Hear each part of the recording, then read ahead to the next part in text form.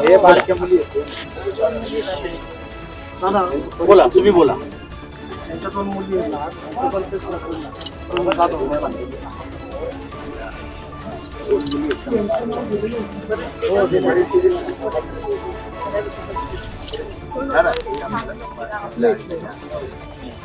आता शासनाच्या वतीने कोण आलं का तुमच्याकडे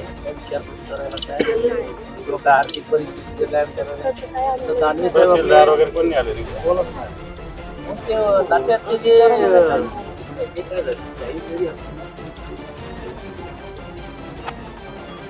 पोलिसांना माहिती असून सुद्धा आता आमच्या या भागाचे स्थानिक नगरसेवक यांनी वारंवार स्थानिक पोलीस स्टेशनला कंप्लेंट केलेली असताना सुद्धा अशा पद्धतीनं दारू इथं विकली जाते आणि सर्वसामान्य माणूस हा दारू पितो, हे दारू पितात आणि त्याच्यातून त्याचा मृत्यू होतो. मला असं वाटतं आपला हा महाराष्ट्र पुरोगामी आपण म्हणतो आणि या ठिकाणी अशा घटना होणे दुर्दैवी. जबाबदार तर अनेक घटक आहे याला जबाबदार पोलीस आहे, एक्साईज आहे, या भागातले पोलीस अधिकारी जसे आहेत तसे एक्साईजचे अधिकारी पण जबाबदार आहेत, त्यांची पण जबाबदारी असते. आणि म्हणून या दोन्ही प्रशासनातला गलथानपणा, बेमुरवतखोरपणा, लाचखोरी, भ्रष्टाचार फक्त हेच याच्यातले महत्वाचे कारण आहेत आणि याच्याविषयी निश्चित सरकारला जबाबदार आम्ही नाही. सगळ्यात महत्वाचं म्हणजे जेव्हा म्हणतात की पुण्यात गुन्हेगारी कमी झाली, अशा चुकीच्या घटना घडतच नाही आहेत. इथं आत्ता रस्त्याने काही महिला मला भेटते, मला वाटतं तुम्ही पण कोणी असाल. या महिलांनी पोलिसांना संरक्षणाची मागणी केलेली. इथं मुलं खिशात गांजा घेऊन फिरतात विकण्यासाठी, बरोबर. इथं पानाच्या दुकान रात्री चालू असतात, पानामध्ये काहीतरी पावडर टाकली जाते म्हणजेच नशेसाठी. पोलीस आयुक्तांचा मला सवाल आहे का तुम्ही झोपलेले आहात का? गुन्हेगारी कमी झाली म्हणजे तुमच्या तक्त्यामध्ये 25 ते 20 झाले म्हणजे काय गुन्हेगारी कमी होत असते का? गुन्हे नोंदवणे तर पोलिसांच्या हातातला असतो. पण इथं जे अशा पद्धतीनं गुन्हे होतात याच्याकडे मला असं वाटतं पोलीस यंत्रणेचं पूर्णपणे दुर्लक्ष आहे. पुण्यातली गुन्हेगारी कमी नाही, जेलमध्ये बसून इथं गुन्हे घडलेले घडतायत.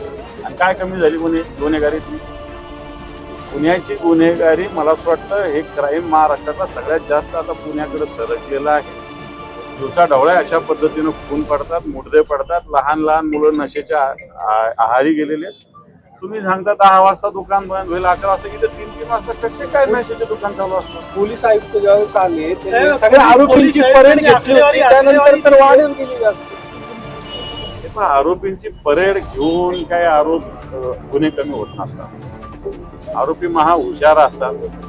मी आरोपी असलं मी 2 जणांना गुन्हा करायला सांगू शकतो ना, त्याला काय मी इथं बसून राहू शकतो, त्याला काय प्रॉब्लेम. त्यामुळे पोलीस आयुक्त कागदपत्रानुसार गुन्हे कमी झाले असेल तर झाले असतील, परंतु पुण्याचं मला असं वाटतं पुणे शिक्षणाचं माहेरघर आपण ओळखलं जातं, परंतु आज पुण्याचं माहेरघर दुर्दैवाने मानावं लागेल.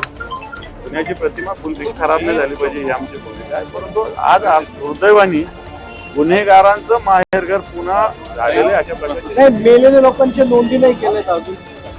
त्यामुळे त्यांनी बऱ्याच जणांनी, काही जणांनी हा मृत्यू नॅचरल झाला असावा या हेतून जे काही विधी असतील ते पूर्ण केले. परंतु ज्या ज्या सगळ्या घटना समोर आल्या त्यावेळेस त्या नातेवाईकांच्या लक्षात आलं की ही घटना विषारी दारूमुळे झालेली. परंतु निश्चित प्रशासन याच्यातून मार्ग काढेल की ज्या घटना पोलीस दप्तरी किंवा ज्याचं पोस्टमार्टम झालं नाही याचा कोणत्या आधारावर मला वाटतं याच्यातून पोलीस निश्चित मार्ग काढू शकतील.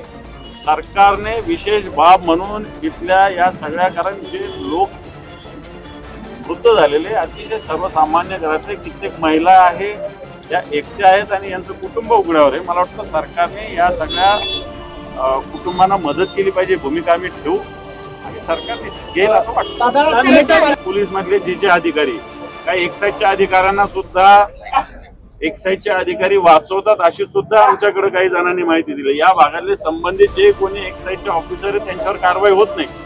कारवाई एकट्या साध्या इन्स्पेक्टरवर एक्साईजच्या किंवा पोलिसांच्या करून चालणार नाही. मोठ्यांचे आशीर्वाद असल्याशिवाय या घटना होत नाही. एक्साईजच्या पण एक्साईजचा एखादा साधा निरीक्षक त्याला सस्पेंड करून होणार नाही. मला वाटतं इथले जे कोणी एक्साईजचे अधिकारी असेल जिल्ह्याचे हे सुद्धा याला जबाबदार आहे.